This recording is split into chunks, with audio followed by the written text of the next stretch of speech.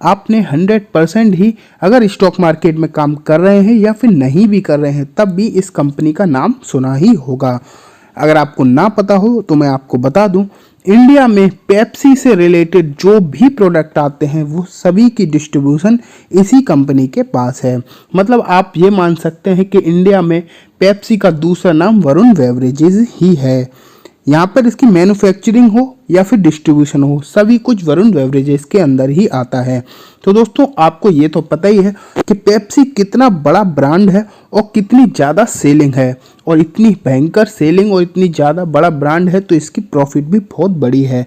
तो इसकी प्रॉफिट का जो एक बहुत बड़ा हिस्सा है वो वरुण बेवरेजेस को भी जाता है, जिससे ये कंपनी बहुत ज़्यादा ग्रो कर रही है। बहुत ज़्यादा टाइम नहीं हुआ है इस कंपनी को मार्केट में आए, लेकिन बहुत ज़्यादा ग्रो कर चुका है इसका शेयर। आपके सामने एक लेटर देखने को मिल रहा है, यहाँ पे क्लियरली लिखा हुआ है कि मंडे 3 मई को इसका रिजल्ट आ जाएगा, जिसमें कि इसमें बोनस शेयर दिया जाना है, उसके बारे में भी इसका ऐलान हो सकता है। और यहाँ पे ये बात क्लियरली लिखी गई है। 23 अप्रैल को ये लेटर आया था, उसके रिगार्डिंग ही मैं बात कर रहा हूँ। अब मैं आपको डायरेक्टली ले चलता हूँ वरुण बेवरेजेस के फ्रंट पेज पर। आप यहाँ पर देख पा रहे हैं करंट क्लोजिंग प्राइस अगर हम देखें तो लगभग 950 रुपये के आसपास की इसकी क्लोजिंग प्राइस रही थी, और ये बढ़ोतरी के साथ ही बंद हुआ था। आप इसका चार्ट देख रहे होंगे किस तरीके का उतार चढ़ाव देखने को मिला है इसमें पिछले ट्रेडिंग सेशन में। दोस्तों अब मैं आपको बताऊं कि पिछले 5 साल में, मतलब अभी तो इसे कंपनी को लगभग 5 साल के आसपास ही हुए हैं लिस्ट हुए, तो हम इसका मैक्सिमम चार्ट ही देख रहे हैं। आप यहाँ पर देखिए कितना रिटर्न बनाकर दिया है इसने मैक्सिमम में। लगभग 5 साल के आसपास की बात करी जाए वही इसका मैक्सिमम है, तो लगभग 210% के रिटर्न ये कंपनी बना चुकी है। और आप इसका ग्राफ देख रहे हैं, कितना अच्छा खूबसूरत ग्राफ आपको देखने को मिल रहा है, सीधा ऊपर की तरफ जाता हुआ। मतलब कंपनी हमेशा ही अच्छे, हर स्पैम में आपको अच्छे रिटर्न दिए हैं इसने। 5 साल के अंदर अंदर 210% के रिटर्न मायने रखते हैं। और अगर इसी तरीके से इसकी ग्रोथ भी होती रही तो कंपनी आपको ये मल्टी बैगर रिटर्न देती हुई आगे भी नज़र आएगी, और इसके बिजनेस में तो कोई डाउट है ही नहीं। हम इसकी शॉर्ट एनालिसिस करते हैं, वहाँ पर मैं आपको एक इसकी स्टैटिस्टिक्स पे पेज पर लेकर आया हूँ। आप यहाँ पर देखिए इसका मार्केट कैप आप देखेंगे तो 27,441 करोड़ का देखने को मिल रहा है। कंपनी डिविडेंड भी अच्छा देती है, डिविडेंड परसेंट आप देखिए लगभग 25 देखने को मिल रहा है, और डिविडेंड यील्ड दिख रहा है 0.26%। बात करें अगर पी रेशियो की तो 121 का भी इसका पी रेशियो देखने को मिल रहा है। भले ही इंडस्ट्री में ज़्यादा है, लेकिन जब शेयर की क्वालिटी इतनी ज़्यादा है तो आपको पी रेशियो भी ज़्यादा ही देखने को मिलेगा। वहीं आप अगर इसका ईपीएस देखें तो 7.8 देखने को मिल रहा है, ये भी काफ़ी अच्छा है।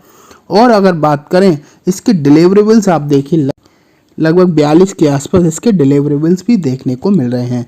तो मतलब डिलीवरी भी अच्छी ही उठाई जा रही है इस कंपनी में। ओवरऑल हर एक डेटा इसका अच्छा देखने को मिल रहा है। मैं आपको इसके रेगुलर रिजल्ट दिखाता हूँ, मतलब रिटर्न दिखाता हूँ ओवरऑल। तो 5 साल के तो मैंने आपको दिखाई दिए हैं लगभग 210%, 2 साल के 62%, 1 साल के 40% के आसपास। मतलब इसके रिटर्न आपको ओवरऑल बहुत ही शानदार देखने को मिल रहे हैं, कहीं कोई दिक्कत है ही नहीं इसके रिटर्न्स में। वहीं अगर हम देखें फॉरकास्ट एंड रेटिंग्स तो आप यहाँ पर देख पा रहे हैं लगभग 91% एनालिस्ट का कहना है कि इस शेयर को हमें खरीदना चाहिए। 91% इतनी ज़्यादा हो गया नंबर, लगभग आप सभी का मानिए, सभी एनालिस्ट यही बोल रहे हैं कि इस शेयर को हमें खरीदना चाहिए। तो दोस्तों कंपनी की क्वालिटी में कोई भी डाउट नहीं है।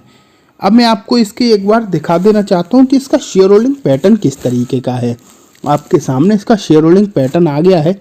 आप यहाँ पर देखिए प्रमोटर्स की होल्डिंग कितनी ज़्यादा है, लगभग 66% के आसपास। वहीं म्यूचुअल फंड की भी लगभग 5.5% के आसपास है। एफआईआईज की इसमें होल्डिंग कुछ भी नहीं है, लेकिन आप देखिए एफआईआईज की होल्डिंग बहुत ही शानदार होल्डिंग देखने को मिल रही है, लगभग 20% के आसपास की एफआईआईज की इसमें होल्डिंग है। रिटेल की तो होल्डिंग बहुत कम है, क्योंकि रिटेल का तो आपको पता ही है जो अच्छे शेयर होंगे उनमें रिटेल की होल्डिंग हमेशा ही कम देखने को मिलती है। जो खराब शेयर होते हैं, पेनी स्टॉक्स होते हैं, उनमें रिटेल की होल्डिंग आपको सबसे ज़्यादा देखने को मिलती है। इसीलिए रिटेल इन्वेस्टर आपको बर्बाद होते हुए भी नजर आते हैं। एफआईआईज की होल्डिंग एक तो इसमें ज़्यादा क्यों है, क्योंकि पेप्सी विदेशी ब्रांड है और वरुण बेवरेज उसी से ही जाना जाता है, तो ये भी बहुत बड़ी बात हो गई। दोस्तों अगर मैं आपको बताऊं कि प्रॉब्लम वाली बात मुझे कहाँ लग रही है, प्रॉब्लम वाली बात लग रही है, आप यहाँ पर देखिए म्यूचुअल फंड के डेटा में। ये है फरवरी 2021 का डेटा। इसमें अच्छी खासी खरीदारी करते हुए नजर आए थे म्यूचुअल फंड। लगभग सभी म्यूचुअल फंड कंपनी ने इसमें अच्छी खासी होल्डिंग उठाई थी। आप देख पा रहे हैं सबके सबकी चेंज इन होल्डिंग आपको जो देखने को मिल रही है वो पॉजिटिव हरे निशान में देखने को मिल रही है। लेकिन आप वहीं देखें किस तरीके से मार्च में ये डेटा बदल गया। मार्च में लगभग सभी म्यूचुअल फंड ने इसमें अपना माल बेचा है। लेकिन बात सिर्फ यहीं नहीं खत्म हो जाती। बात ये तो हो गई सिर्फ म्यूचुअल फंड वाली।